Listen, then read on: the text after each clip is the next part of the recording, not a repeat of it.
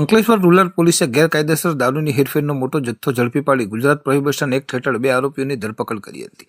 આ અંગેની મળતી માહિતી અનુસાર રૂરલ પોલીસની ટીમ સજોદ વિસ્તારમાં પેટ્રોલિંગમાં હતી, જે દરમિયાન તેઓને ચોક્કસ બાતમી મળી હતી કે કાલા કલરની સ્પ્લેન્ડર મોટરસાયકલ કે જેનો રજિસ્ટ્રેશન નંબર GJ16DJ4137 પર 2 ઈસમો હાજત તરફથી વિદેશી દારૂ લઈ સજોદ તરફ આવી રહ્યા છે. બાતમીના આધારે પોલીસે નવા શક્કરપુર ગામમાં જવાના રસ્તા ઉપર વોચ ગોઠવી હતી. વોચ દરમિયાન સદર મોટરસાયકલ આવતા તેને રોકી લેવામાં આવી હતી. મોટરસાયકલ ચલાવનાર ઈસમે પોતાનું નામ સુરેશભાઈ વસંતભાઈ વસાવા અને તેની પાછળ બેઠેલા ઈસમે પોતાનું નામ રોહિતભાઈ શંકરભાઈ વસાવા હોવાનું જણાવ્યું હતું. પોલીસે રોહિતભાઈના ખોળામાં રાખેલ પ્લાસ્ટિકના મીણિયા થેલાની તપાસ કરતા તેમાંથી ભારતીય બનાવટના વિદેશી દારૂની 41 બોટલો મળી આવી હતી. દારૂની આ બોટલો રોયલ સ્પેશિયલ પ્રીમિયમ વિસ્કી બ્રાન્ડની હતી, જે દમણમાં બનેલ હતી અને દમણ અને દીવમાં વેચાણ માટે હતી. એક બોટલની કિંમત આશરે 150 લેખે કુલ 41 બોટલની કિંમત ₹6150 ગણી શકાય. પોલીસે આ પ્રોહિબિશન મુદ્દામાલ કબજે કર્યો હતો.